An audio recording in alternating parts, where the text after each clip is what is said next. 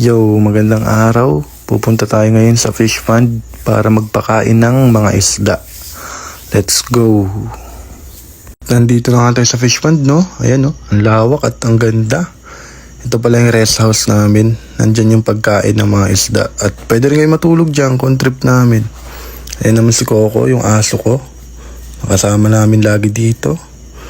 At yun na nga, papasok na tayo para pakainin na ang mga isda. Yan, iwan lang natin yan dito at kunin ang susi ng bahay at buksan na natin. At yun, nasa loob na tayo. Buksan na natin yung sako ng feeds o yung mga ipapakain natin sa isda. Bali, ayan, lagay lang natin sa maliit na balde. Ipapakain pala natin, no? 1 kilo lang.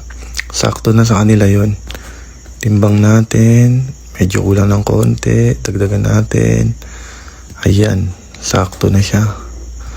Okay. Naka-ready na, no? Pwede na natin pakainin sila. Let's go. Gutom na rin yung mga isda na yun, eh. Ayan. Nandito na tayo. Inihagis lang natin. Ganyan-ganyan. Lagay lang natin. Ayan. Medyo lakasan natin ng konti para umabot sa gitna at makakain lahat. Ayun. Tansyahin lang natin.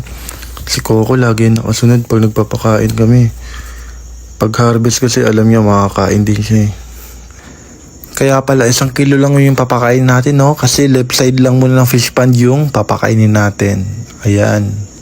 Hagis lang natin.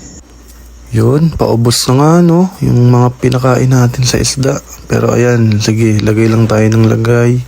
Hagis lang ng hagis hanggang maubos. Nakikita niyo yung mga gumagalaw na yan. Isda lahat yan. Ang sarap niyang pag na-harvest na. At ayun, ubos na nga. Balik na tayo dahil tapos na tayo magpakain at kailangan na nating umuwi. Ayan, pasok tayo sa loob ulit. Iwan lang natin yan dito. Tapos, ayan, siguraduhin nating nakalak ulit, no? Babalik naman tayo dito pag magpapakain ulit. Ayan, uwi na tayo, no? Kasi medyo madilim na yung panahon. Ayan, mukhang uulan. Mahirap na. Wala tayong payong. Mahirapan tayo umuwi. Ayan, lakad ulit. Si Coco, nauna na sa akin, no? Alam niya kasi tapos na magpakain, eh. Yun lang, guys. Salamat sa panonood. Peace.